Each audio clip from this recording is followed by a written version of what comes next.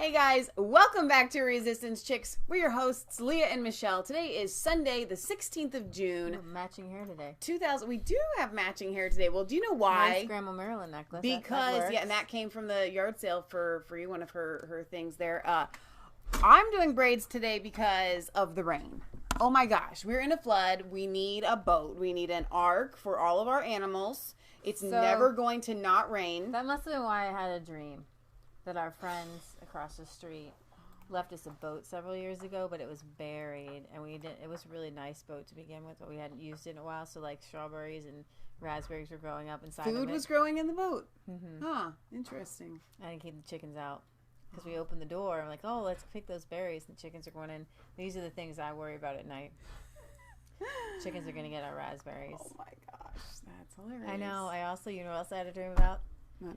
That we planted 2 really long rows of just evergreen trees. And I thought to myself, we can't eat those. No. Christmas trees forever. But then I thought, oh, this would be great. Next year we can have our own Christmas tree. And then I was like, oh my gosh, we can start to cut them and sell them. Yeah, we can do a Christmas tree farm. I think I'm going to be a Christmas tree farmer. Yeah, on an acre. When I grow up. No. I had more. Okay. It was a little bit more. It was enough. That's good. It was enough.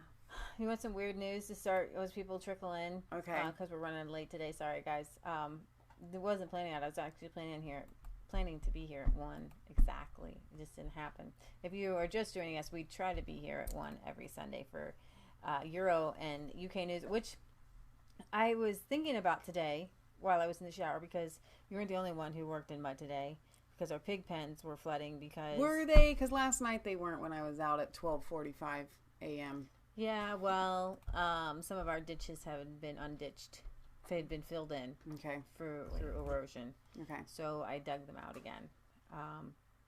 You weren't the only one dirty. That's why I took a shower too. Oh, okay. So yeah. Speaking of dirt, so you get the braided girls. Head of a 40,000-year-old Pleistocene wolf was discovered in Russia, and this was actually in July, but for some reason RT is just letting it out just now this week. The wolf's head is 40 centimeters long, half of the whole length of a modern wolf. So I just thought that was very kind of an interesting. That is interesting. Piece of news. They got nice, funny music here for this giant prehistoric wolf's head, half the length. Very interesting. I mean, like it was frozen in place. Wow, that is really fascinating. So what does that tell you? It tells you a lot. It tells you that the Earth at that place and at that time froze suddenly, which is why they find these prehistoric animals frozen in ice. This was a quick thing. This was like a literal catastrophic moment of just like the flood. Right. This was like the anti-flood, but this was an ice flood. And so you had a global thing that happened. Well, I don't want to say global, but it was kind of a global thing, and I just think that that's very interesting that we always talk about evolution and this and that, where sometimes nature just wipes things out. Right. Exactly.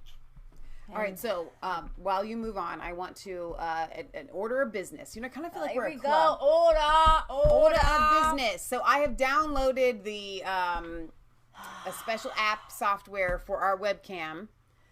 So the auto focusing of the lighting is turned off, and I have adjusted it to be bright. If at some point it is too bright, I'm going to need feedback throughout the show, not just right now, because the background will change, and I'm going to need feedback on that. I have left the auto focus on because Lee and I move a lot.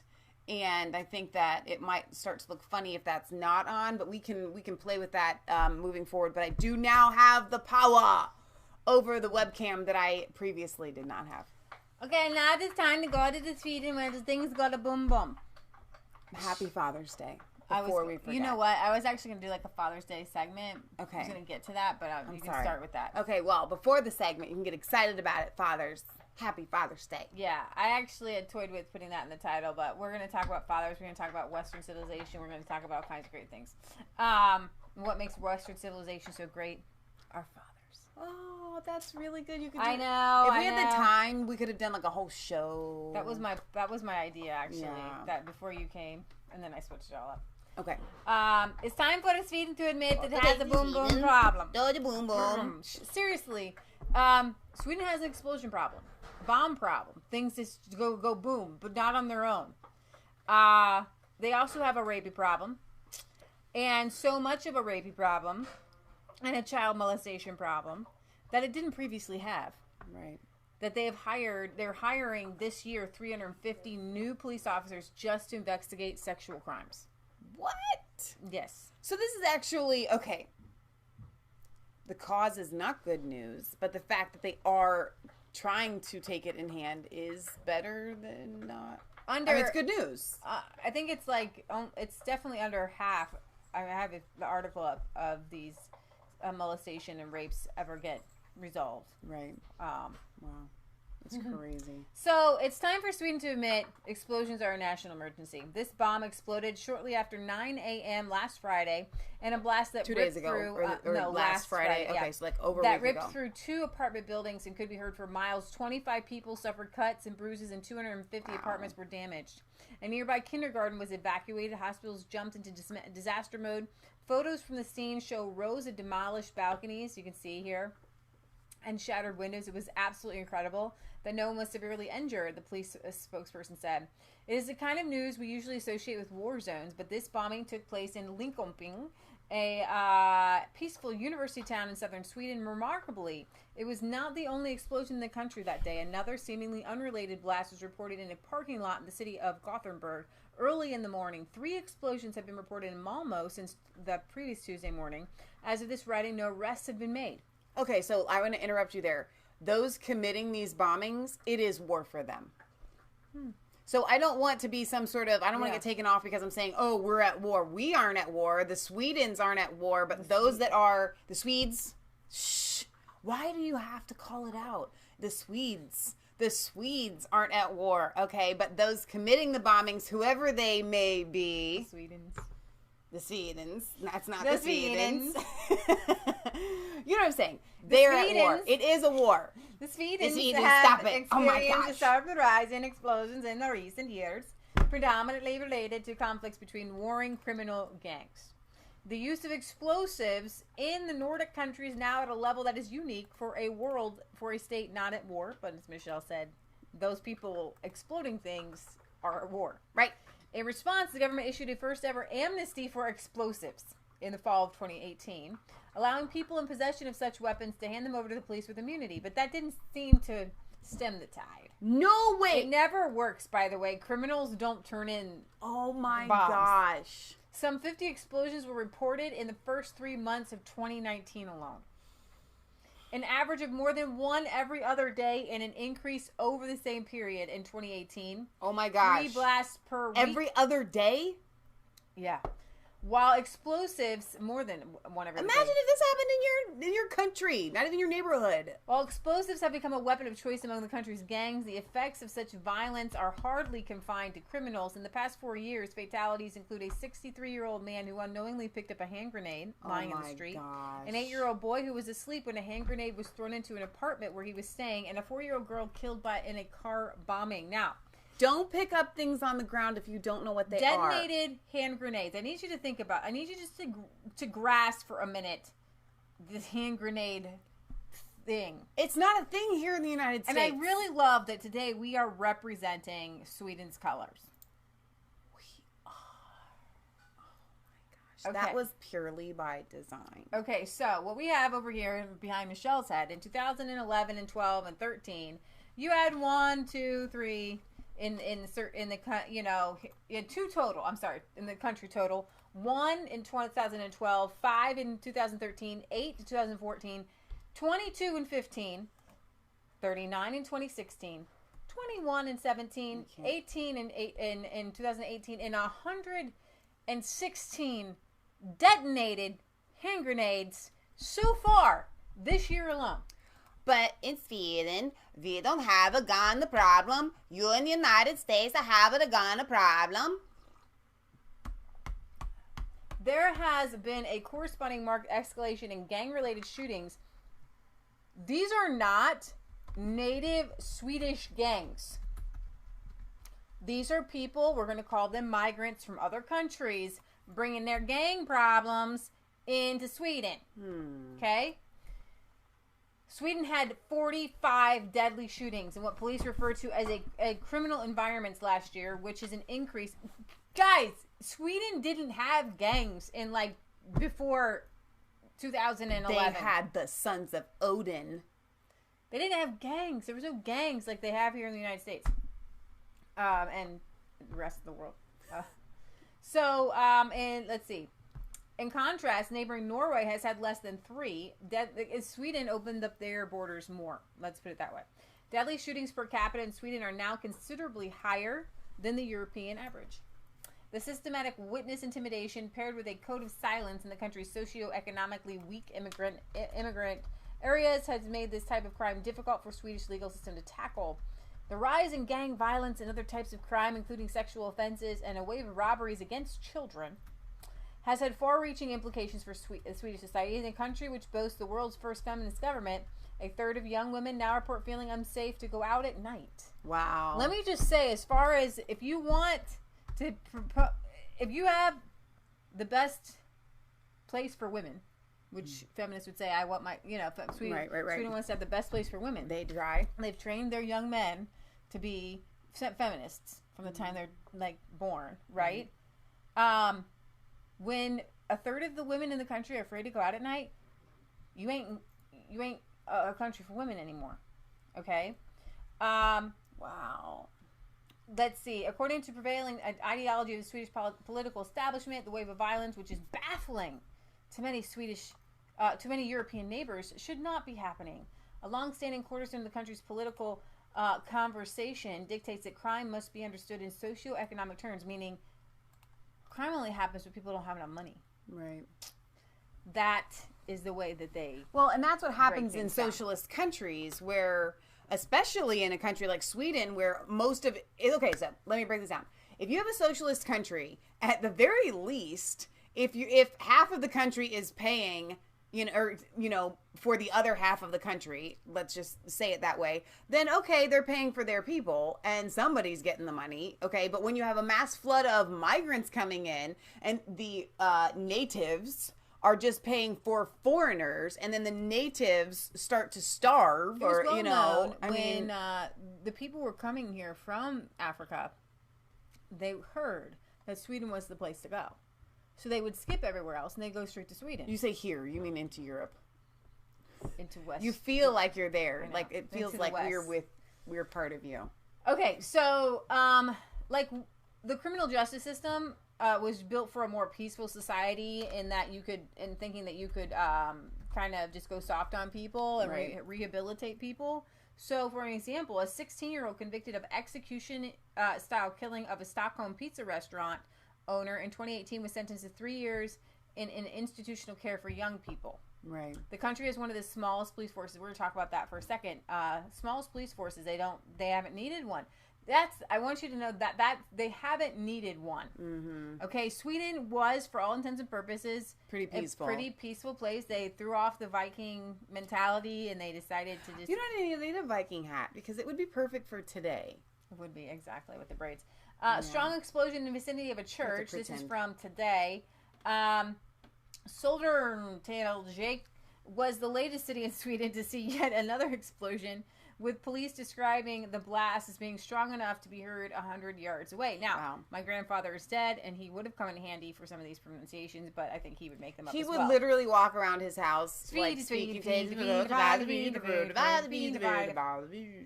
exactly. That's how it sounded. And my older brother was always like, I'm not really sure that Grandpa really knows any Swedish anymore. But that can't be true, because he came over when he was 10 or 11. 12. And I would remember my native language. Like, you just don't lose that. But he had zero accent, FYI. My entire life, he did not have an accent. He didn't speak much either. But he didn't have an accent. Right. He didn't. It's so weird. I know. Yeah. He was a genius, though, so I think that might have, Police say that they are still uncertain as to the nature of the explosion, which occurred at around 3 a.m. on Friday in Gnesta, a neighborhood of the Västertälje district of the... Come on. It happened in Sweden.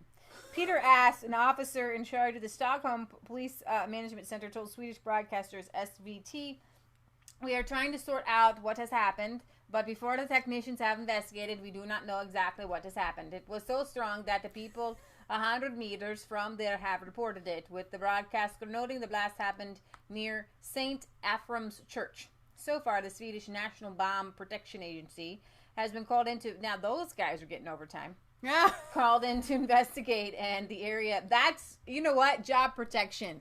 Yeah. Job protection in Sweden, go in Swedish. You just said it.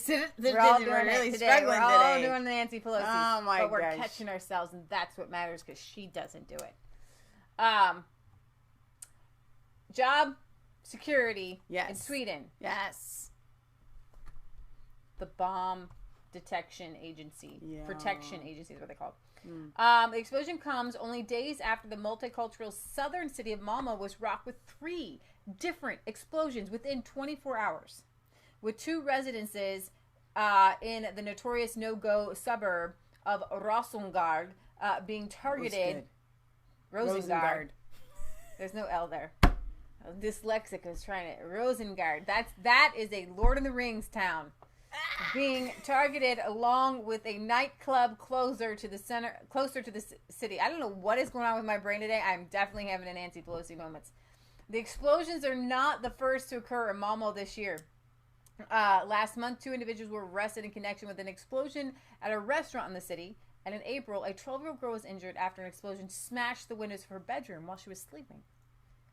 The Swedish Crime Prevention Council has claimed that over the past year, the number of explosion incidents has increased across the country. Wow. And we talked about last one. But they are going to do something about... I closed my article. No, you didn't. No, but I'll find it. Here, look for it, because I wanted to read a couple comments here. No, I found it. Go ahead. So, Stuart the Brit said the backlash that will eventually happen will be very serious eventually. And I could not agree more. Let's see. Zoe says there were no gangs prior to the Balkan migration. Since the desert migration, it's exploded. Let's see. All right, there you go. So Sweden, I told you about. They're hiring. They're looking to hire 350 new police officers. Mats Loffing, head of the Police National Operational Department, NOAA, commented on the new policy saying, "For me, this is incredibly big. I think this is the biggest, most important investment I have had in my time in the police. It is perhaps..." See, what I do is sometimes I speak in Swedish and sometimes I speak in English for my Swedish viewers. It is perhaps the most vulnerable group that we are helping, women and children who are exposed to violent sexual offenses. Now, here's the thing. If black people can go after other black people and say mean things, which I don't believe that they should, but they can, I agree, right? When it comes to the Swedish, my last name is Svensson. I am the Swedish. If there's one thing that I'm allowed to make the fun of, it's the Swedish. Yeah. It's the Swedish fish and the Swedish meatball and the Swedish fjords and all the Swedish things that I grew up with as a child. The Swedish flag. Everything's the Swedish. And the creepy witches. And the Swedish witches, the kitchen witches. I hate them. Blow them up. I don't want to... Why would you put a witch in your house? People that aren't Swedish are going to have no idea what we're talking about. It's called a kitchen witch. And they put a little witch in their house. For good luck. Ain't no witch bringing me good luck. No. Burn her. No. Burn the witch. They're usually made out of some sort of broom. They're made out of a combustible material. Fire. We did and we got the braids and everything. We are totally the Swedish with the American flag. I want the Viking hat, though. I need the Viking hat. Yes, you do. The shoulders just come pre-installed. There's no the shoulder pads are there. And the hands. Our hands. When we put our hands up to dudes' hands, they're like, wow. Okay, but you kind of have a small hand, though. No, like, they're long. But compared to my hand, though, like, look, you did the little baby hand. But no, but, like, I put my hand up to most people, and it's bigger than most people's hands. Like, and my Aunt Patty, she had like, all the women in my family. They all have the shoulders and these and hands. But we didn't play so that we can hold the swords. The girls that couldn't hold the swords, they'd have died.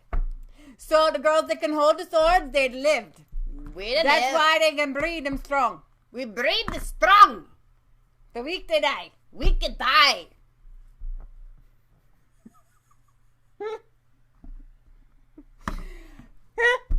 If you're just joining us, welcome to the Psycho Swedish channel. Oh my gosh, it's the one thing that I can exploit with utter bliss. It's just too fun. But we're like we are literally half Scandinavian. Yes. 100% half. The half that we're Scandinavian is 100%. Literally came over from Scandinavia. Okay. If you don't know the Scandinavia, you have the Norway and the Sweden and the Denmark. And Iceland kind of thrown in there a little bit. Okay, so, but on the other half, we're Irish and German. So we can exploit that 25% each. But actually, it's probably a little less than that because I think there's some other mutt thrown in there as well. Well, my grandma Cordis is my mom's mom. And she knows for sure I have the records from the Woofers and the Dyers. So the Woofers are the Germans and the Dyers are the Irishes. So we got them all, and then we just going to make fun of everyone. But the reason I think that we're more connected to our Swedish heritage is because our family made such a big deal about it because our grandpa literally came over and our grandma's parents, his wife, came over, you know, so it's not that far removed and it's very ingrained in us. My grandma's parents came over from Norway and Sweden. Right. So she grew up, you know, speaking, in a completely Scandinavian household. Yeah, and he came over. He was a Lutheran minister, and he came over here to be a minister from Norway, and her mom was Swedish. So, yeah. So now you know we got the rights. There is no cultural appropriation here today. You're trying to make fun of yourself. That's it. That's the rules of the comedies. Right. Right? And Britt Baza says you're also honorary Brits girls. I can take it. Thank you. There we go. I'm sure there's some sort of the Pilgrims. No, but actually, we do have England in us. Like no, remember they married the England. They did. We don't know we're in still. Oh, they did. That's right. Yeah. Just kidding. Psych. All right. So marriage. Around 350 officers are expected to be recruited in the autumn. And Mom says a pinch of French. I'm sorry. I don't think that's true, but pinch away. And will be sent across the country. I don't have that in the tree that Mom had me do. I also don't feel any French at all. No, but here's the thing. My grandma Cordis, I got her tree, and it stops. So I know where they came over. But we don't know where our grandpa Cordis. Yeah, I have no clue, baby. No idea. But we're American here. We're Merkin. We are American. Full-blooded Merkin. Full-blooded. All right, 350 officers because they were saying that it was supposed the vulnerable groups, women and children, they're exposed to these violent sexual offenses. I want to give you the numbers here. The children here. part really, really bothers me. Well, yeah. The number of rape reports increased by 8% in 2018, while the number of offenses in which children were victims increased by 13%. And there being a 33% increase in the number of rape cases over the last decade. And then obviously there is a link between the migration and the sex attacks, but we're not allowed to talk about that. But I can because I am Swedish. Yeah. So I got issues with Piers Morgan. Okay. Do you remember when we showed that segment where he talked about with the gun control? Okay. And he got so angry saying that there is no proof that if you were to allow guns, that there would be less knife attacks and vice versa, that the knife attacks are the result. Like, so there, he had a guy on from the United States who was saying, listen, if you ban guns here in the United States, the criminals are just going to go for a car or a bomb or a knife or something. And Piers Morgan was like, there's no proof of that. Well, actually, Sweden is the proof, okay? They have taken to cars They drive them and plow them through people. They have taken to bombings, and they have taken to their little wee-wees as weapons and knives. They will commit acts of violence regardless of whether they have guns or not. Let's take a moment from the wee-wees to look at the picture of the priest with the helmets on, celebrating their first mass in Notre Dame since the fire. So I guess they're afraid of the building collapsing a little bit more, so they all have white helmets.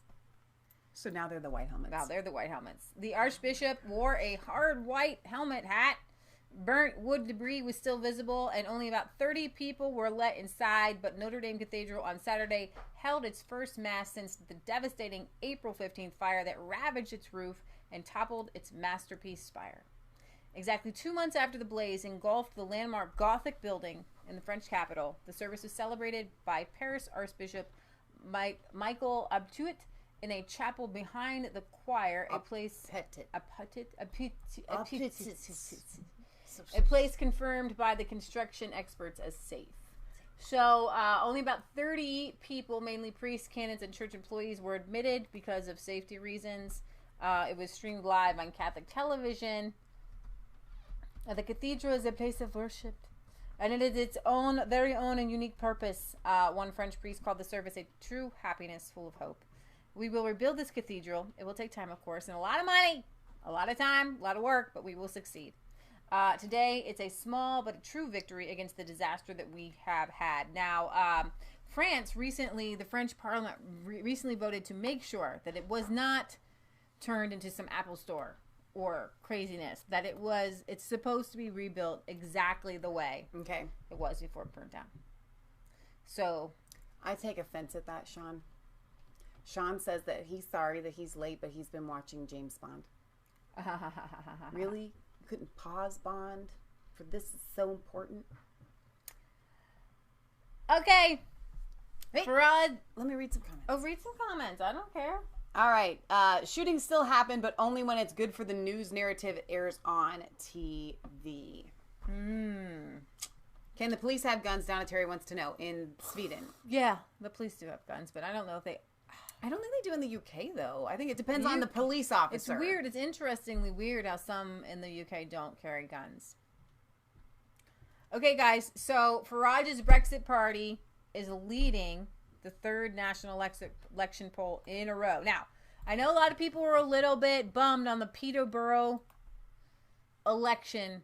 It wasn't really a loss because the Brexit parties, when you put them together, got over 50% of the vote. And I think that people need to, come together and vote Brexit party. Yeah. However, there were a lot of shenanigans that happened in that election.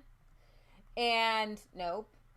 Let me see. I want to bring that up because they're investigating the Peterborough election. Is it pronounced Peterborough? I think it's Peterborough. Is the way Nigel says it. Is Nigel say it that way? Mm-hmm. Okay. Peterborough, like a burrow. All right, very good. So like she's got the Swedish colors on too with her NRA sweater. Oh my gosh, that's so funny. I think it was... Gavin Giant says the cops in the UK do carry guns. It's a myth that they don't. Thank you for that. All right, so with the Peterborough election... This is from the Leave EU. The more we learn about the Peterborough by-election, the more it stinks. We have revealed that convicted vote rigger Tariq Mahmoud, thank you, Mahmoud. I said Mahmoud. Was at the count, and we now know he campaigned extensively in his old stopping grounds and spent the day at the polling plates. So I hope they look into this because Tariq Mahmoud not only campaigned with the party's candidate in the by-election, but was called the mastermind by activists. The notorious vote rigger, jailed for forging postal votes, played a far greater role in Labour's narrow by-election victory in Peterborough this month than the party had admitted. Tariq Mahmoud, 51, a number plate salesman and... What is a number plates? You have salesmen for those license plates? What license plates? The number plate salesman.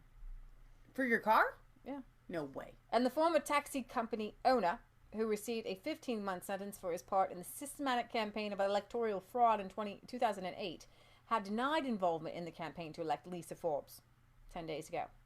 He said he had met Jeremy Corbyn briefly on the campaign trail, but had not known in advance that the Labour leader would visit. It goes on. There's actually this article. Thank you, Lee. Does not. They're telling me it's pronounced Peterborough. Peterborough. Borough. Borough. Yeah. Borough. Thank you, guys. All right. There was some other things, and then there was somebody who, on social media, had said we burned 1,000 Brexit votes. We burned them. Yeah. So they're looking into that. They're looking into but hang on though, because a lot of they things. Only won by 900, a little over 900 votes. Because if they burned those, then that means that Brexit could have won that election. Yeah. That's like breaking news. Yeah. Oh my gosh. Okay. Let's see. Now, Sadiq Khan keeps going after Donald Trump. So Donald Trump goes after Sadiq Khan. I think, though, do you know why I think that Sadiq Khan does it? Because no publicity is bad publicity. Except for when Donald Trump is tweeting out against you, I think. Donald Trump tweeted out. Tweet. Katie Hopkins. Whoop, whoop. I will repeat again. Donald Trump tweeted out Katie Hopkins. Now, this is the tweet. London needs new mayor ASAP. Khan is a disaster. Will only get worse. This is what Katie Hopkins had tweeted out. 12 hours in stab city update. Two stabbed to death, 1 shot dead. 3 stabbed but not dead. Wandsworth and Tower Hamlets. This is Khan's London stan. And so Katie Hopkins is still on Twitter. Yes. I'm surprised at that, actually. I'm shocked at that. And Donald Trump follows her. And Donald Trump tweeted out Katie Hopkins. Fantastic. And the world is a better place today. Yes, it is. They won by just over 600 votes. I think it was 683 votes, actually. Well, I think we can find those votes somewhere. I think we could find those votes. I totally do. Jesse says, lie, cheat, steal is all the left knows how to do stuff. All right, so we're going to go back to Nigel, but let's not make all our show always about the UK. I mean, really, there's other places in this we started out talking about Sweden. Europe. Loads about Sweden. This Dutch teacher in a multicultural school, which means lots of people from other countries. But when you say multicultural, I think that you're going to have the people from everywhere, like maybe some Chinese people and maybe some Filipino people and maybe some like South American people. No, they just mean like the Muslim people. Multicultural. You're going to get taken off of YouTube. That's what they mean when they say multicultural. It doesn't mean multicultural, it's dual culture. Okay. Dutch teacher in a dual culture school gets called pedophile by his students. He calmly tells them that he's not, but that Prophet Muhammad was, since he consummated his marriage to Aisha when she was 9. The school suspends him, and the students say that he should get raped. Oh my gosh! Apparently, a teacher was suspended for allegedly insulting the Prophet Muhammad. You may read this. Can't do that. Okay. I'll make it smaller. He denies it, by the way, so it's very odd. He's not allowed to work at the moment. What is he supposed to have said about Muhammad? That he's a pedophile, that he lived together, or did things with a 9-year-old girl. Well, he has a point there, of course. Well, I think that's the dean. Shall we walk over there? Through the gate? Yes, of course. Hello, I'm Paul Mayer. I'm a local alderman. I tried to contact you. You didn't answer the phone. Your spokesman doesn't return my calls either. I called for fact-checking, which isn't being done. I find that very odd. I would like you to, now that we're here, wouldn't it be easier if you just tell us what's going on? I'd like you to leave the school grounds. We've closed all the gates here. You could simply, why don't you come along with us? You have nothing to hide, so you can talk to us about this. I have nothing to hide, but I want you to leave the grounds. You can't have a conversation with us outside the gate. Harry, could you call the police? These gentlemen don't want to leave the school grounds. Well, look, he can lie about it, so this school takes him back, right? I do the same. But he really said it because there were people present when he said it. What did he say exactly? That Muhammad, that the prophet or something is a pedo. And that's not true because it's just, you just don't have to talk like that about the prophet Muhammad because he is, you just shouldn't talk about Allah. But I've been told, a girl told a teacher that he is haram. Because people say about him, that teacher, that he is a pedo or something. And then he said that Muhammad is a pedo? Yes, for no reason. Because he doesn't consider himself a pedo or something, so he blames somebody else? Really racist. For no reason. They have to. Them all, blankety, it's so blank, so hard until he bleeds. It's just racist. You can't say such things anyway. But a mother of one of the pupils had said he is haram. Yes, and she's 100% right. But should the teacher be allowed to return? No, he can stay at home. Hey, fat blank. So obviously very well-mannered children. These children will run you over with a vehicle and not care. They said that he should be raped and burned alive because he said Muhammad, because he insulted the prophet Muhammad. Wow. These children. But how is it an insult when it's a fact, though? Like, they all know that Aisha was 9. They said the prophet was like a pedo or something because that's not like even like a thing. It's like blah, blah, blah, blah, blah, blah, blah, blah. They can't defend it because it's the truth. Wow. Exactly. So that's in Deutschland. Wow. Netherlands, Dutch teacher there.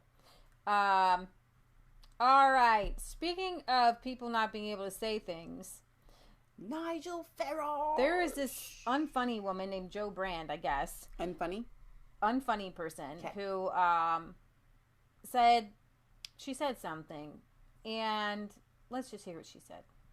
About Radio 4 last night. Now, I don't know about you, but I'm pretty tired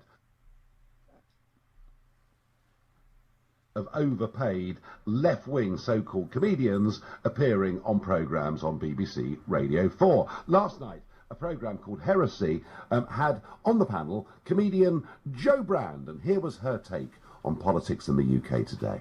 Certain unpleasant characters are being thrown to the fore, and they're very, very easy to hate. And I'm kind of thinking, why bother with a milkshake when you could get some battery acid?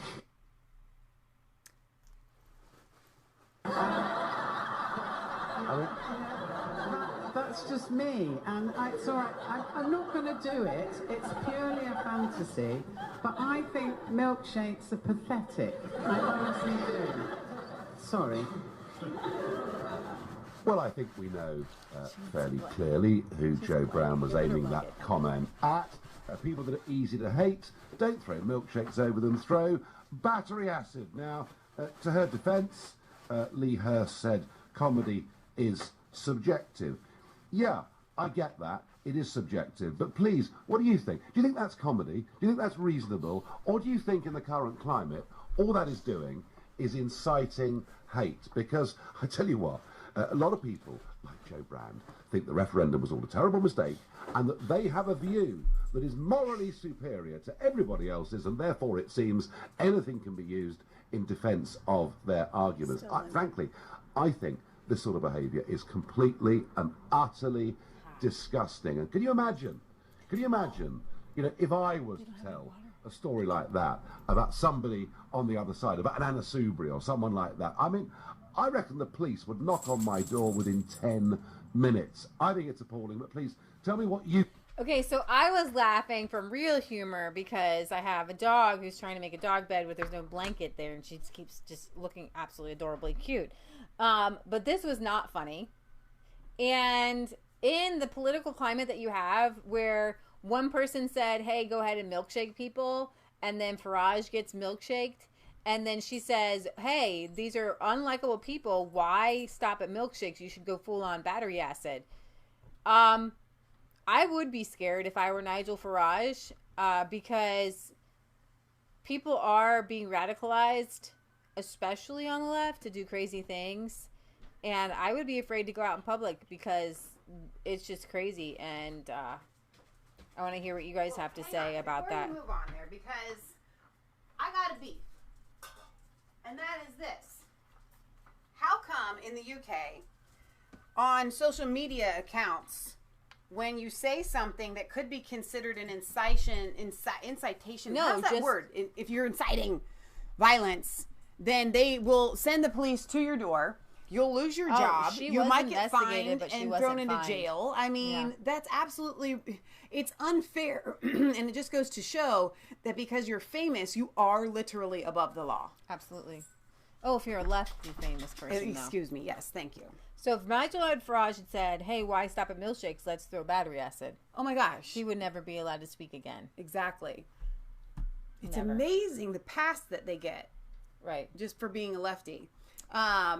Britt Baza says, don't forget the political climate we have in the UK also. We have a serious problem with acid attacks in London's East End. I know. It's not funny anymore. So, like, if it's not a joke, when people are literally using acid to throw on people, especially women who are being abused. I was about to get to that because, to me, I would have all the women's rights activists going against this Joe Schmo lady because... So, she got on Sargon of Akkad because he had said about a labor person that he wouldn't even rape her.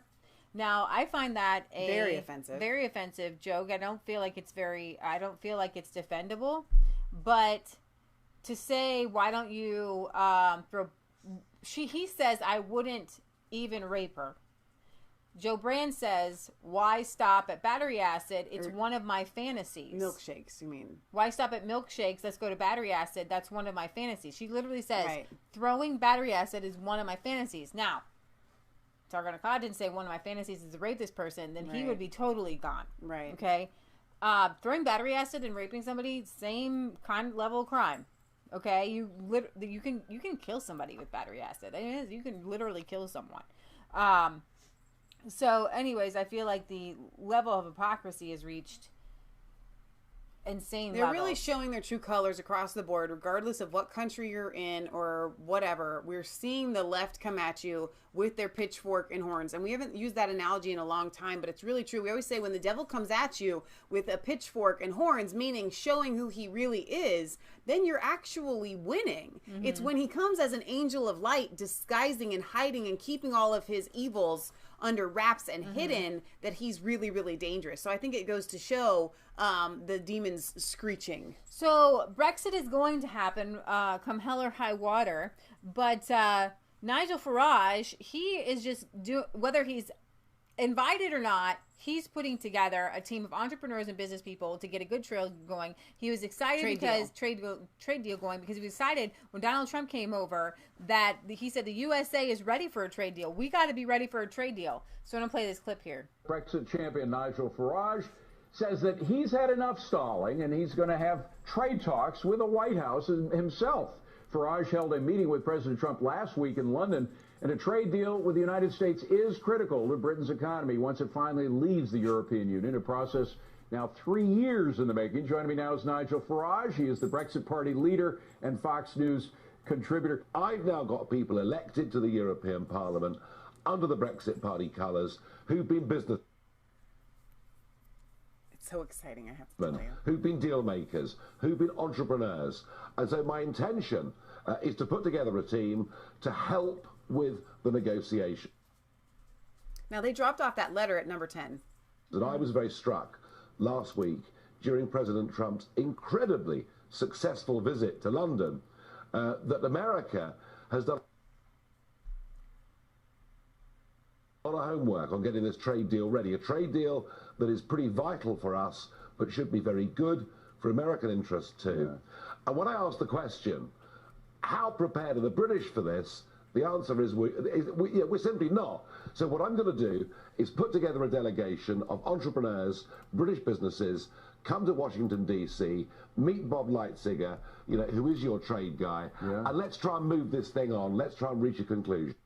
So Nigel went with, and I always forget his name, his little right-hand man that's famous, to number 10 Downing Street, and they presented a letter pretty much saying, listen, we as the Brexit Party want to be part of helping with the negotiations, and I think that that's really key that they dropped off that letter. They have staked a claim with that. I think is really exciting. So Farage's Brexit party leads third national poll in a row. I started with this.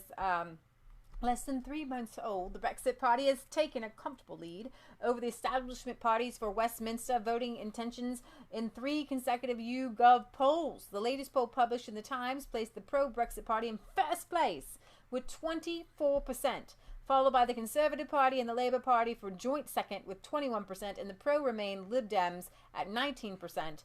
Fieldwork was conducted between the 13th and the 14th of June. So the Conservatives are actually up for 4 points to tie with Labour. Labour came down 2 points, and Conservatives went up 4, which is kind of huge.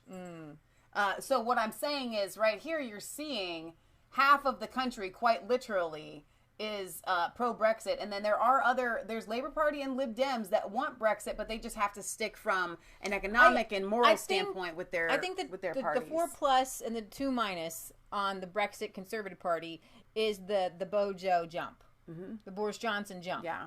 So if Boris Johnson can get in there and make things happen, you're going to see Conservatives stick with the Conservative Party. Exactly. And I think that has been Nigel Farage's message all along. He says we want to change politics forever. Yeah.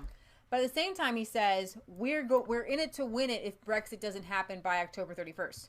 Now, Nigel was talking about Donald Trump tweeting out Katie Hopkins. To Nigel, I know he talks about changing politics forever, but before that comes Brexit. And so if the Conservative Party can deliver Brexit the proper way, I think he will say, okay, fine, now we can just let the chips fall where they may. So Nigel Farage says even if Boris Johnson wins, which he's going to win. Boris Johnson will win by a landslide. Even if Boris Johnson Here we are facing October, deal or no deal. Interesting, isn't it? There are 114 in... Calm down. Even if Boris Johnson wins Best UK, likely to get Mrs. May's deal. Yeah. Okay, so the Tory leadership contest has been so exceedingly dull. You might even imagine that Theresa the May was running. That seems strangely appropriate. Because even if Boris Johnson becomes party leader and prime minister, the best we are likely to get from these Tories is a rehash of Mrs. May's appalling withdrawal agreement, a warmed-over version of her worst deal in history.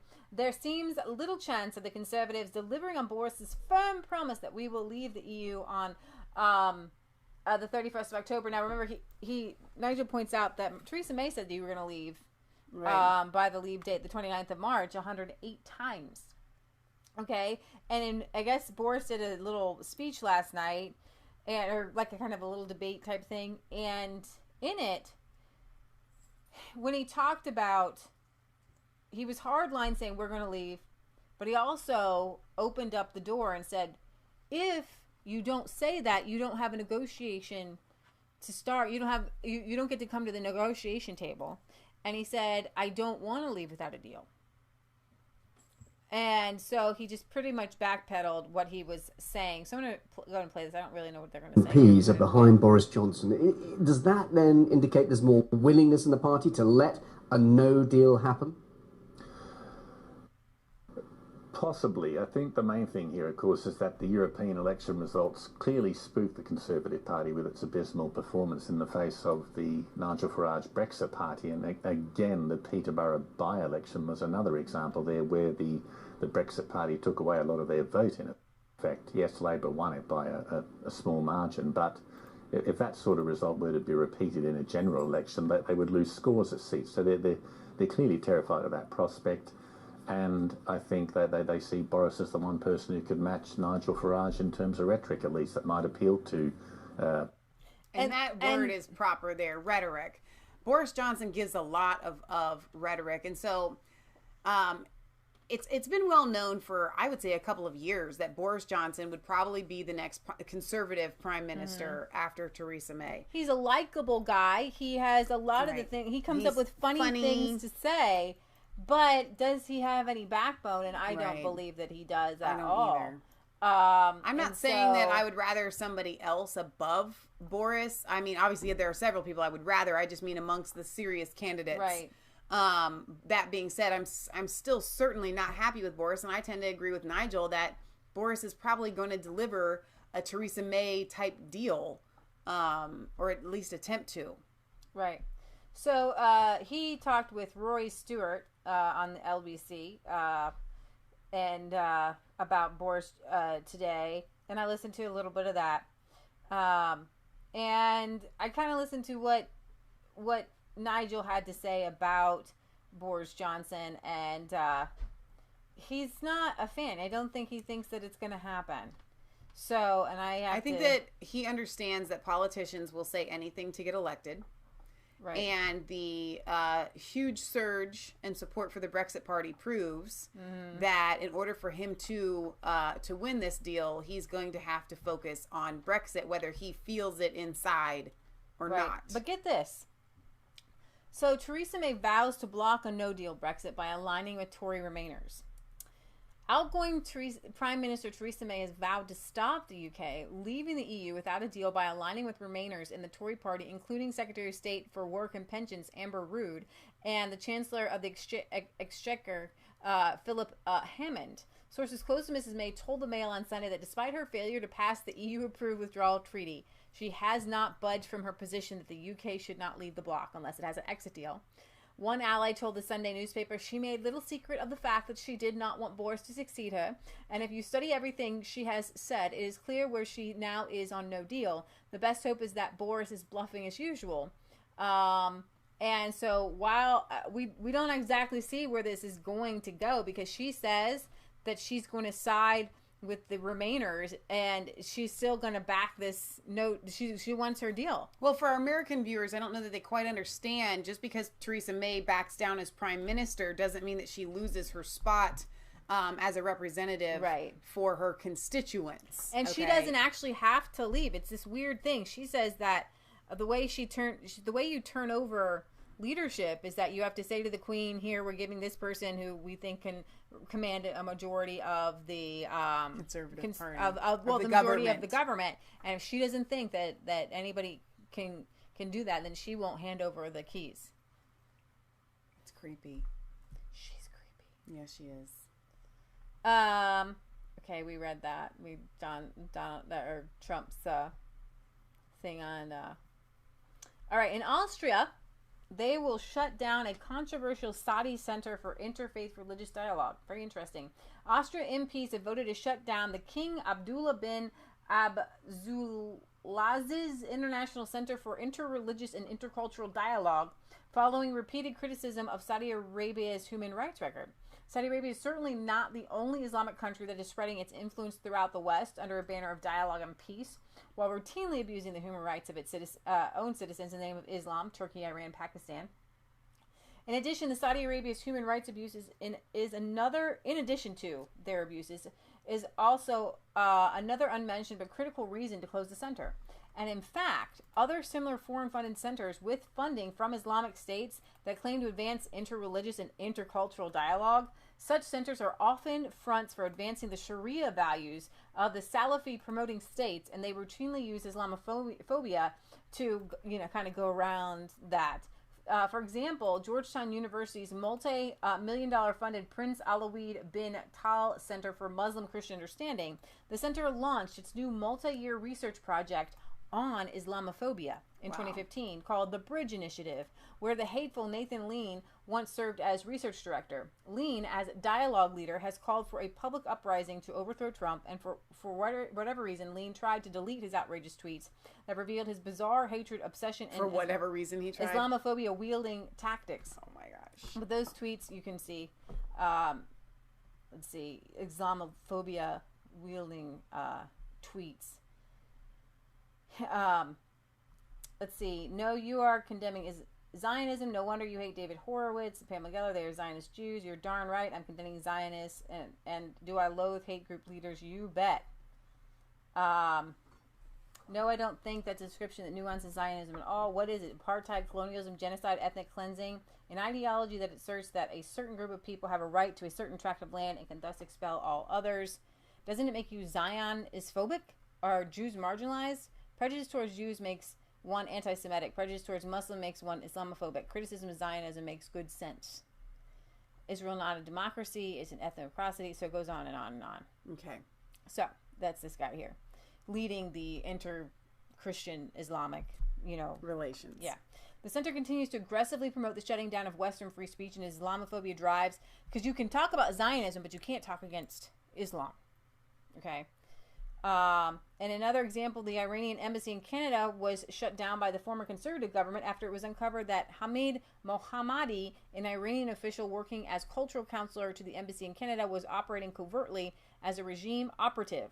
Iran was in fact using its embassy in Canada to mobilize loyalists of the Islamic Republic to infiltrate the Canadian government, and some terrorism experts worry attack the United States. So I'm very excited.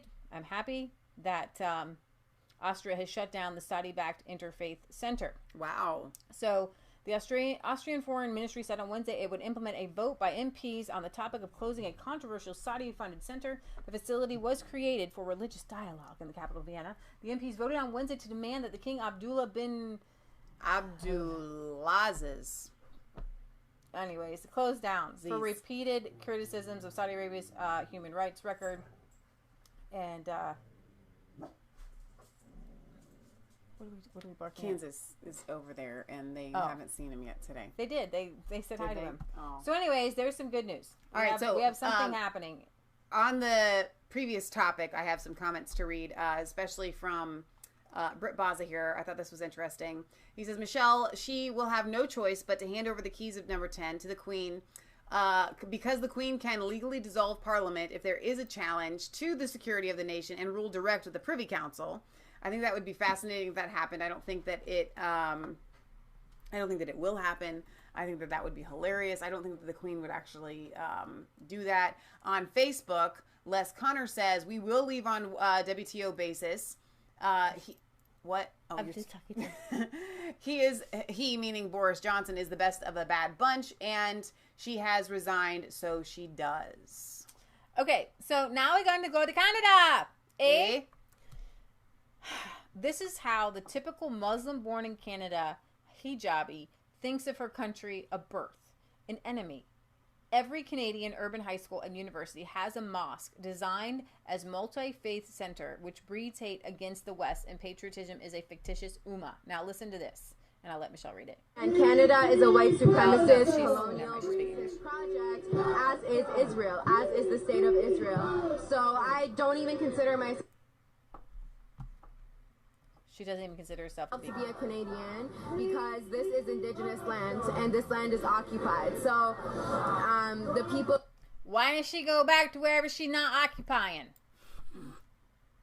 Who are here, whether they are settlers, we firstly need to educate ourselves about what has happened on this land and what is continuously happening, in order for us to be able to understand what our government or this government is doing on abroad and on overseas. This is the resistance that we're going to continue to see, and as a result, neighboring countries and those who are fighting in solidarity all around the world will also rise with the Palestinians, and we will see in the next 20 to 25 years the decline and the ultimate destruction of the illegal Zionist state. This is for certain. This is not a conspiracy theory. The Zionist regime cannot continue to continue this path, as injustice and all oppressors are doomed. So, just for a little historical fact, little girl, when you talk about people settling and like you're trying to say like conquering lands, you know just what? Exactly how did you guys end up in Palestine? I'm really curious about that. Like, maybe you could go back and look at your own history as being a conqueror and invading lands. And then since you invaded Israel, or it was before it was Israel, but the land over there, and you can see that you guys conquered and got rid of indigenous people that were there too. Oh, and no. They didn't get rid of them per se. They either died. They died of natural causes. No. They either were killed, or they joined Islam, or they paid a fee. Right. Just paid a fee. Your people, whoever you want to align yourself with, they haven't been there for very long. And they weren't always there to start with. So maybe you could go and do some history research. Pot calling kettle black. Yeah.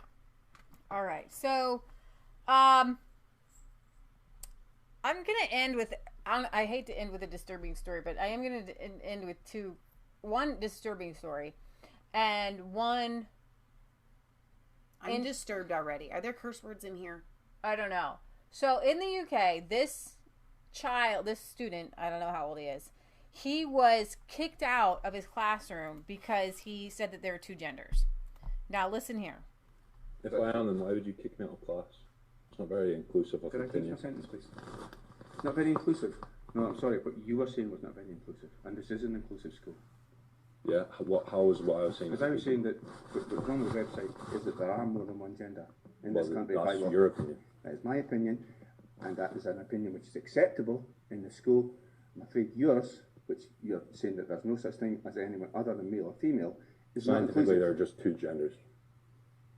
Depending on what I get that. gender. But you're choosing to make an issue of this, because I said, really going to do it. That was your opportunity to keep quiet. You made the issue with it on the website. You said, "Oh, this website doesn't have more than two genders."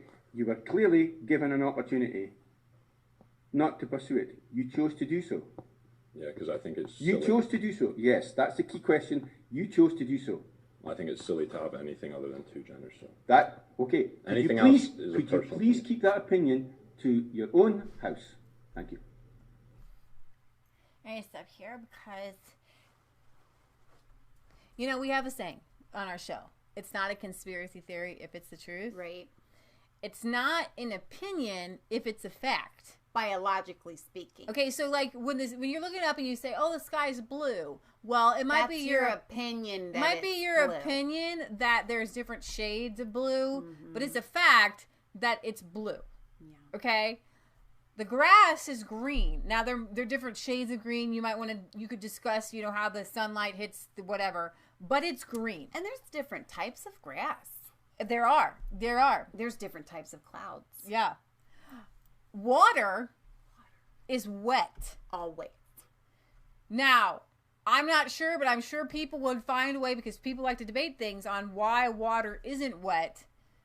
Right. But water's wet. Right. Well, you know what else? You are dry, but you're actually made up of like a massive 65% water. 65? Yeah. So you're actually, so I realized that, there are facts, but there are opinions, and that I do know that lots of people like to debate facts, right? But there are only two genders, and then we have hermaphrodites who are born with the different chromosomes and are born. Now, that is a fact. It's a scientific fact. Right. But they're not a third gender. Right. They're a mix of two genders. Right. Not in the so school. You get to put your opinion out in class, and my no, opinion I am not. My opinion has to stay I inside am my not house. putting my opinion. I am not putting my opinion out. I am stating what is national school authority policy. Okay? Well, it's not scientific whatsoever. Not every policy is scientific, Brian. Not every. Did he just call him a brat? I think he might have said his name. Oh, okay. But he just said, but it's not scientific, and he literally said, not every policy is scientific. Not every policy is scientific, Murray. And you can't come out here and say that I'm not being inclusive when someone says I something didn't you disagree with. So I said what you were saying was not being inclusive. You kicked me out of class. If you want to have a discussion about it, we could have had a discussion. You don't have to kick me out of class. I'm sorry. Waste 30 minutes of my time. Or I could have been down revising, doing something else. Instead, I state something I believe in. You don't believe it, son. It's the truth. Kick me out of class for 30 minutes. I'm waiting on. Take this somewhere else, Murray. You can make an official complaint. I'm not going to make an official complaint. Why not? I just think it's. I know what you think, and I know what the authority thinks. I know what the authority's point of view. Well, it's very clear that we make no discrimination on the grounds of. You don't have to discriminate. Just because somebody... I wasn't making discrimination. I'm simply saying there are two genders, male and female. Yeah. Anything else is a personal identification. I'm sorry, but you chose to make an issue of making a point which is contrary to policy. You made the issue. Policy can be okay. There are people who have disorders. Your policy can be that we accept people who do not feel that they fit within a gender. Right. Your policy can be that you can't be mean to people, that you can't discriminate, that you can't bully. Okay, you shouldn't be able to bully anybody. There are people with mental problems in the school, right? And you can't bully them, right? You can't tease them. You can't go up and call them names, and you shouldn't. Right. Okay. However, that's different than stating a scientific fact. All right. So this is the UK, and this. You maybe don't have children in the room, but I am going to do this story. This is really disturbing. This is in Brazil, and I believe that this is where some people say that neo-Nazis are radicalizing people to the right. I believe that gender ideology and transgenderism is a belief system. Yeah. And you can radicalize people. Right. In a belief system to where they will do harm to make what they believe fit into something. What are they doing? Okay, no. Oh boy. Oh, are we in the... Oh. Crime brutal. A vítima, uma criança de apenas 9 anos de idade. As imagens são do flagrante policial dentro da casa onde a criança morava. O imóvel fica em Samambaia, a uns 30 quilômetros do centro da capital. A criança dormia quando foi morta. A polícia prendeu em flagrante Rosana Cândido da Silva, mãe da criança, e Cássila Priscila Damasceno, companheira de Rosana. Elas confessaram o assassinato e contaram que já vinham arquitetando o crime havia um mês. A dupla tentou esconder o crime que cometeu. O corpo de Juan Maicon da Silva Castro foi esquartejado. Encontramos as duas ainda na porta da delegacia e elas conversaram com nossa equipe. Como é que foi essa história? O que aconteceu ali? Ali a gente conversou, a gente teve um plano elaborado. Foi o que aconteceu. A mãe da criança conta que o filho era ali. Okay, so I wanted to give you, oh geez, really? It's UK Sun. I can't even read this article. Hang on, let me find another one. This was in Brazil. I can cover pictures if that's what you're worried about. Yeah, it's just, I'll get another one. I can cover it up with this guy's face right here. Go ahead, read your article. I'm going to find a better one. You sure? Yeah, there's got to be a better one. The mirror's not any Order! Better. At least this new American's not going to have. Barry, I have not had a chance. Like I said, we are in the middle of one of the most intense weeks of our pet sitting and so on and so forth. I am not reading any articles. If you're getting any news, it's from Leah. And I don't know that even Leah's had a chance to read it. So now I'm that you've sorry. seen the pictures, this is what happened. Those two were lesbians, and what's very interesting is people are like, oh, you're born gay, you know, everyone's born gay. But then you see these lesbians who have children with men, and then they get on with some other coerced into that relationship or forced or patriarchy subdued them. There's a lesbianism that happens from girls who or women who have been, you know, in bad male relationships, and then they just leave, and they're not really lesbians, they just anti-men. So this couple in Brazil, a woman and her lesbian partner removed their 9-year-old son's penis, claiming that he wanted to be a girl. They removed it themselves at home. A year later, they murdered him, decapitated him, cut his skin off of his body, tried to burn him, and when he didn't burn, they tried to dispose of the body in another way. And the woman said that the mother said that she hated her son because he reminded her of her father. I'm guessing of her father. Oh, wow. Okay. Of her father. I'm guessing she was molested. So these two women were on May 31st, stabbed the boy to death in his sleep, cut him into pieces, and tried to burn his body on a grill. Okay, so if the one woman hates her son because he reminded her of her father, what makes the crazy other lady do it? Witnesses called police after noticing the couple walking through a soccer field with a suitcase. How did they know that the child was in the suitcase? I don't know. When officers responded to the family's home, they found the women with the 8-year-old daughter. Authorities later located There's this another young... child in this. You didn't tell me that yesterday. I didn't know. Rowan's remains in 2 backpacks in the area, one on the lot where the couple resided and other in front of the nearby daycare center. The couple, who remained in police custody, showed no remorse for their actions while being interrogated. He was beheaded while still alive. So, more detail says the boy was separated in 2015 from his father, and the women did not have custody of this young boy or the 8-year-old girl. Most sources identify the boy's age as 9. Them? I don't know. For the father's part, he'd desperately been trying to save his son from the clutches of the boy's deranged LGBTQP mother and her partner, who reportedly moved across states and around the country to avoid being caught. We tried to save Ron, Ron's father told the press. We published messages on the social media. We contacted the police and the Child Protective Services, and no one helped us. Wow. Unsurprisingly, sources say Ron was tortured and had been the victim of rape. They don't indicate by whom. Candido also confessed that they found other things, mutilated him, and they sewed an improvised version of a female organ into the mutilated area. Get out! The women did, and here's what I'm saying. If you can say that Nazism leads to crazy things, this leftist ideology of transgenderism can lead to this. It does lead to this. It is part of this. These are lesbians who try to turn their boy trans. We call Islamic extremism, right? So what can we call extremism here? Like, what would you put? LGBTQ extremism? It is LGBTQ transgender extremism. Transgender extreme and ideology extremism. That's what this is. Right.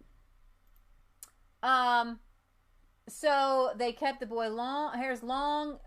He was like that when he died. As stated earlier, Candido also admitted that she hated her son because he reminded her of her father who had abused her, she says. Since the two women obviously are quite deranged, Port Ron's treatment would have been shoddy regardless, yet it's hard to imagine this story unfolding as it did absent transgender ideology. After all, where does a person get the idea that a boy can become a girl and that superficial mutilation affects this change in being? Making ideas part of the public consciousness has consequences. Of course, maybe Ron wanted to be a girl, or perhaps it was just that his 2 lesbian caretakers wanted him to. But the mother's claim rings true. See, some of you may remember Renee Richards. That's the name of assumed Dr. Richard Raskin, the tennis player who made news in the late 70s after a so-called sex change operation, and at age 43 began playing in women's tournaments. Writing of his upbringing, Tennis.com related last year that young Richard was dominated by his psychiatrist mother and his older sister who dressed him as a girl. By 9, he had begun to dress himself that way. Wow. The other guy, I don't know his name. I should know his name. His grandmother dressed him up as a girl, and he blames that on him having some sort of like gender dysmorphia, and he lives as a man now, and he wishes a psychiatrist would have said, no, you're a man, and helped him through the trauma of having an abusive grandmother. Is this surprising? And no, it's not surprising, and I wanted to bring this up because it's Father's Day. Happy Father's Day. So let me bring this up. We're going to end our show here with a message of hope. Because I wanted to bring it up because I don't believe that Ron deserves to die in the corners where Fox News isn't reporting on this, from what I understand. CBS isn't reporting on this. NBC isn't reporting on this because this makes the transgender ideology look really bad.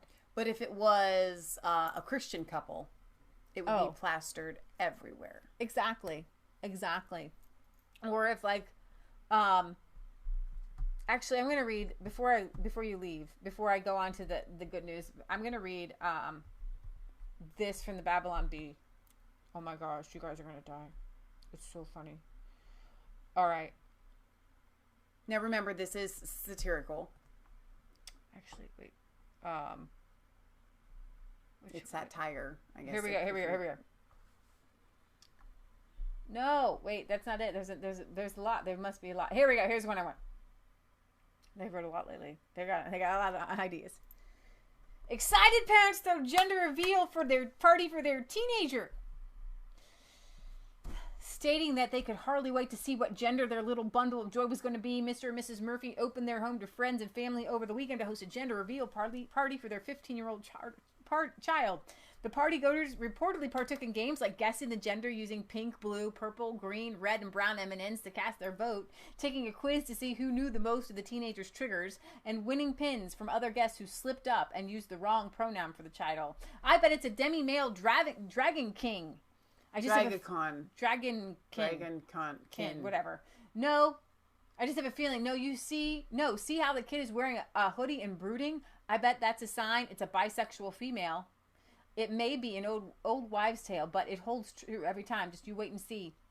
When the exciting reveal moment finally arrived, the Murphys gathered all their guests together and broke open a large paper mache pinata, revealing the gender of their precious little high schooler to be a gender-fluid possum, possibly having kinship with an anime character from the popular anime Attack on Titan. So, what was absolutely hilarious about this is that this is kind of a thing, but like, you have these gender reveal parties where people cut into the cake. It's blue, it's pink, it's a boy, it's a girl. It's a moot point now because there's multiple. You're not genders. allowed to do that now. I mean, there's no way to tell. No more gender reveal parties because that is like bigoted. Yeah. But you can do it for teenagers. Choose what gender your child. But for a teenager, you can do it for teen once they decide. Right. I think so. We're going on to where we have. So Mom reminds us that the same thing happened to her aunt, my great aunt, my grandmother's sister. Her mother dressed her and her brothers dressed her brothers in her first communion suit, and she is still stuck there. Her counterpart has her brother's name. It's an extreme mental illness. Our grandmother's sister became a lesbian early on, and it's definitely a very weird. Our grandmother situation. was abused. Her parents were not sane parents. They were like weird. And my poor grandmother was abused by her parents. I know this from the stories that I heard. She didn't know she was abused, but I know she was abused. Right. And so the whole family was abused. And this woman, our aunt, became a lesbian because of abuse. And I just know it. All right. So Donna Terry sent me a little poem today. And it's called I Have Many Fathers. I have many fathers upon this earth I live, one responsible for my birth, some by the love they give. There is no competition, one is above the rest, for it is my Father God who makes me truly blessed.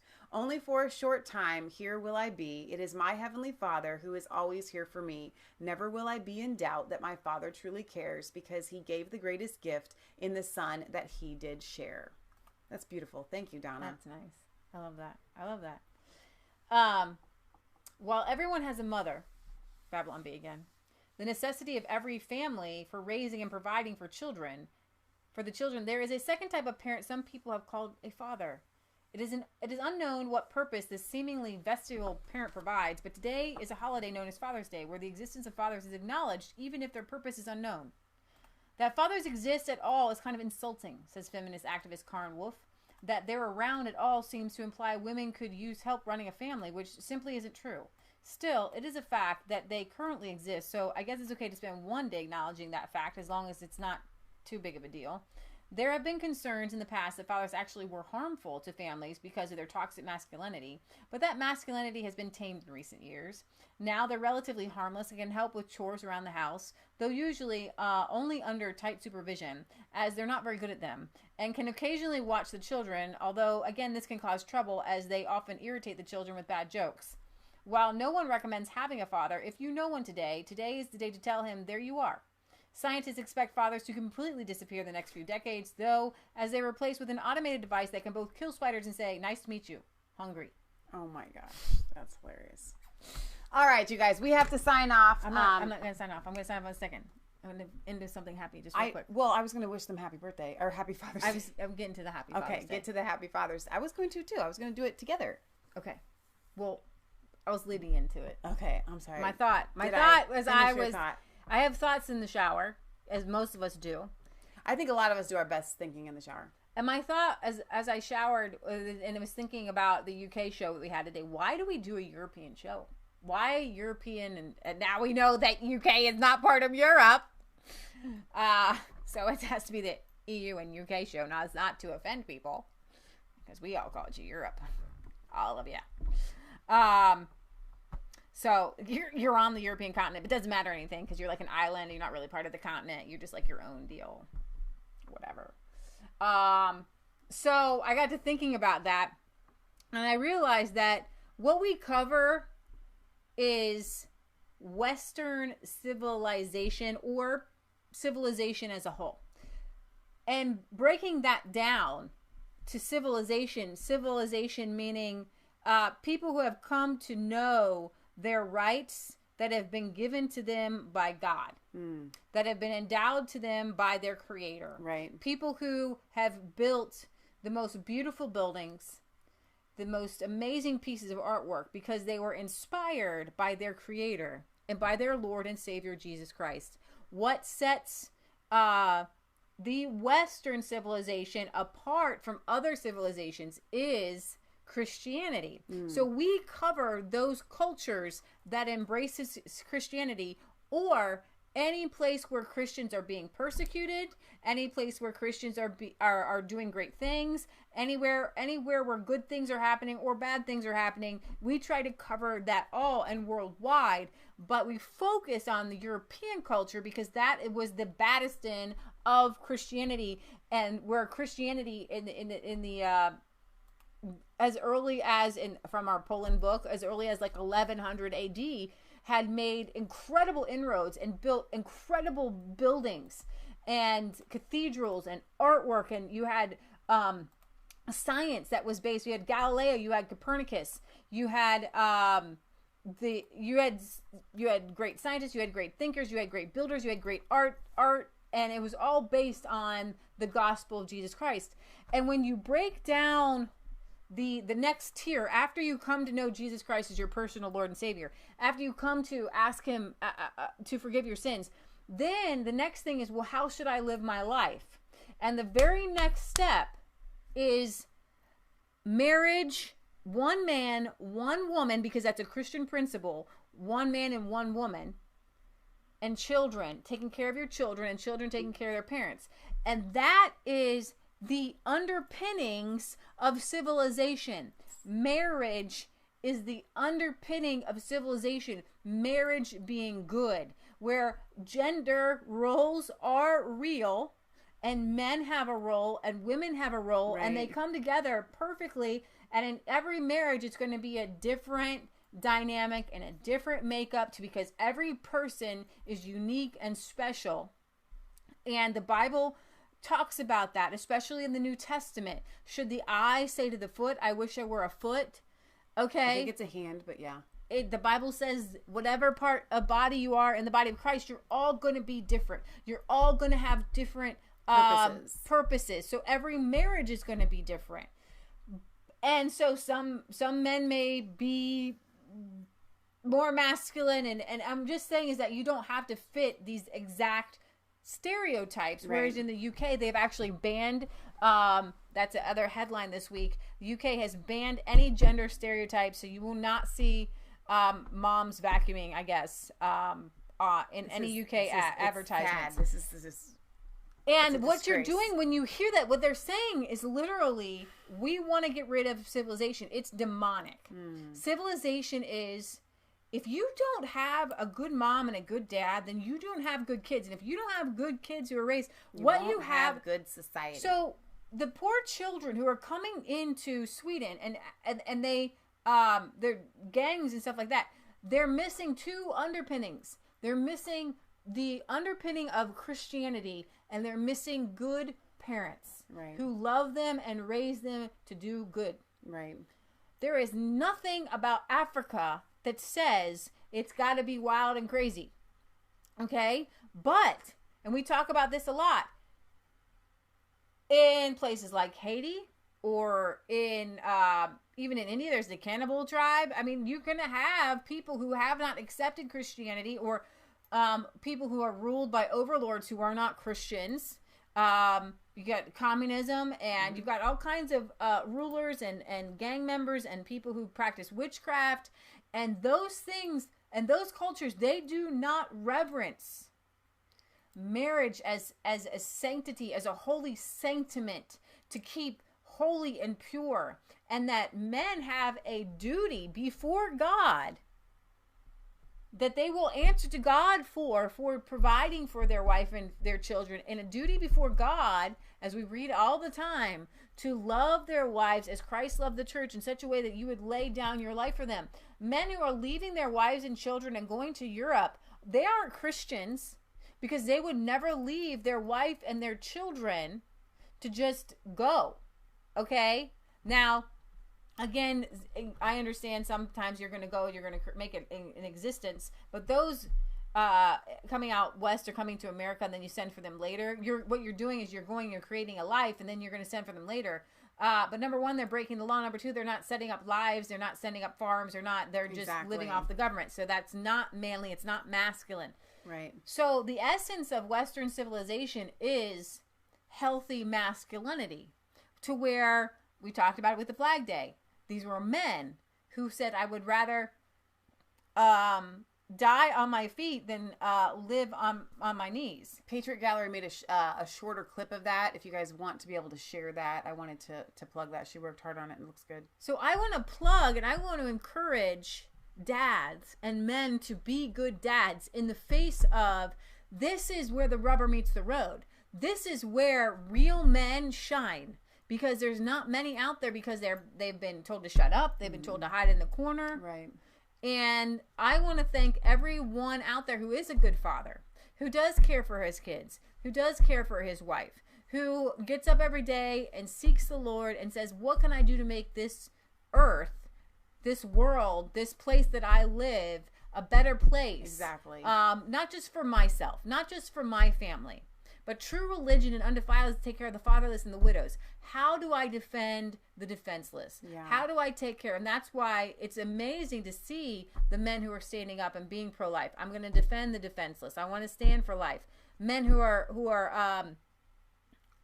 picking up the slack. I have a lot of friends who are adopting. A lot of families who are adopting because these men and their wives are saying, well, I'm going to pick up the slack where things have fallen through the cracks. So go ahead. Well, happy Father's Day to everybody out there who falls into this criteria. For those of you that have a father's heart that never had children, I want to plug my video, Why I Love Men, Confessions of a First Wave Feminist. Yeah. Even though I just kind of used that was like a clickbait here, the feminist word there.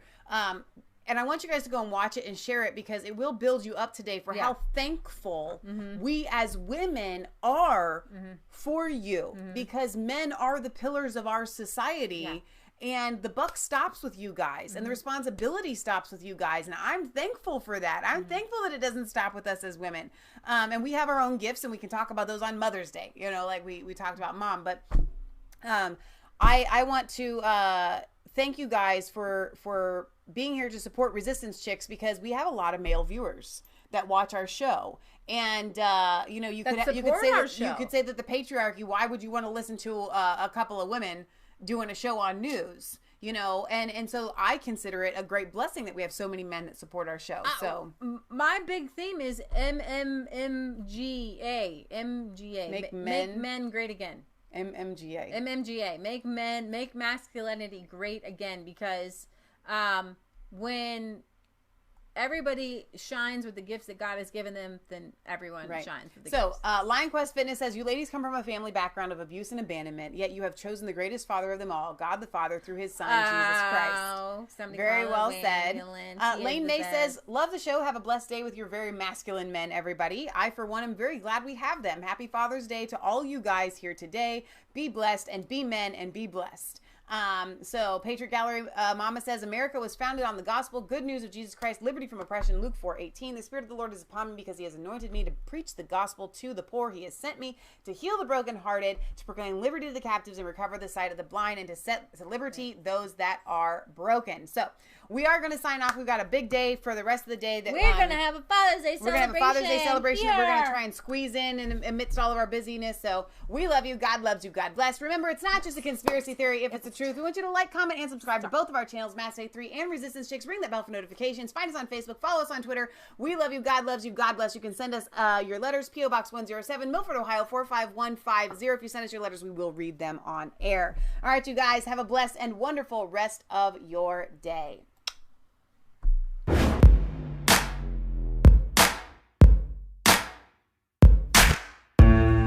Was cold.